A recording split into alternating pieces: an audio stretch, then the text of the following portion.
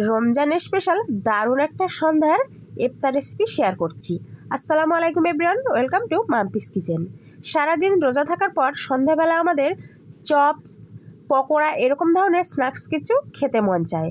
তো বাড়িতে যদি কিছুই না থাকে আর হাতে একদমই কম সময় থাকে, তাহলে ঝটপট মাত্র 2টো আলু দিয়ে অনেকগুলো মুচমুচে স্ন্যাক্স তোমরা তৈরি করে নিতে পারো। একদম কম সময় লাগবে আর কম উপকরণেও হয়ে যায়। তার জন্য লাগবে আমাদের আলু। আমি এখানে 2টো আলু নিয়েছি, একটা বড় সাইজের, একটা মিডিয়াম সাইজের। তারপর গ্রেটারের বড় দিকটা দিয়ে এইভাবে গ্রেট করে নিয়েছি। তারপর 3 থেকে 4 বার এটাকে ভালোভাবে ধুয়ে নেব, যতক্ষণ না স্বচ্ছ পানি চলে আসে। আর তার আগে বলে রাখি, তোমরা আমার ইউটিউব চ্যানেলে যে সমস্ত নতুন বন্ধু আছো, প্লিজ চ্যানেলটা সাবস্ক্রাইব করে রাখবে। আর ফেসবুক পেজ থেকে দেখলে পেজটাকে ফলো করে পাশে থাকবে। এরকম নিত্য নতুন রেসিপি আমি আপলোড করে থাকি, তোমরা চাইলে দেখে নিতে পারো। তারপর গ্রেট করা আলুটা ভালো করে ধুয়ে একটা পাত্রে অল্প একটু পানি দিয়ে আর সামান্য একটু নুন দিয়ে এটাকে 3 মিনিট মতো ভাপিয়ে নেব।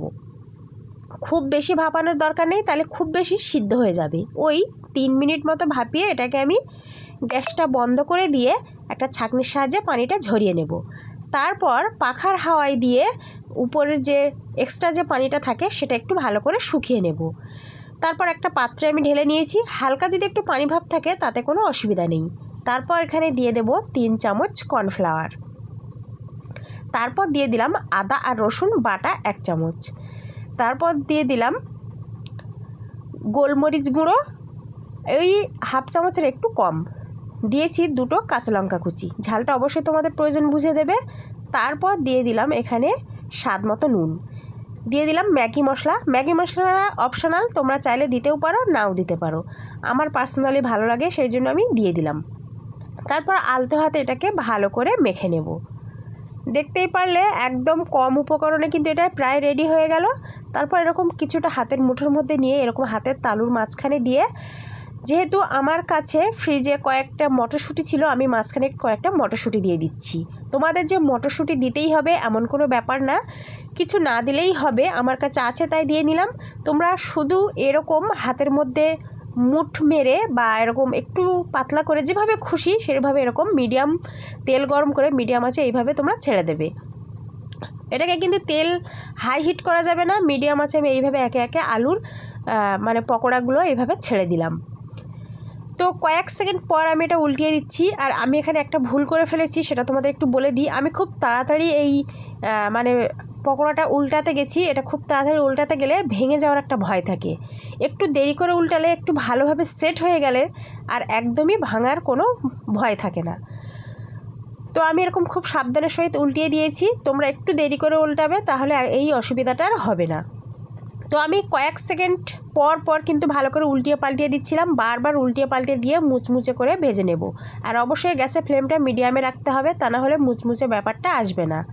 তো দেখতেই পাচ্ছ, যখন এরকম ভালোভাবে ভাজা ভাজা মতো হয়ে গেছে, তখন দেখতে পাচ্ছ ভালোভাবে সেট হয়ে গেছে আর ভাঙছে না।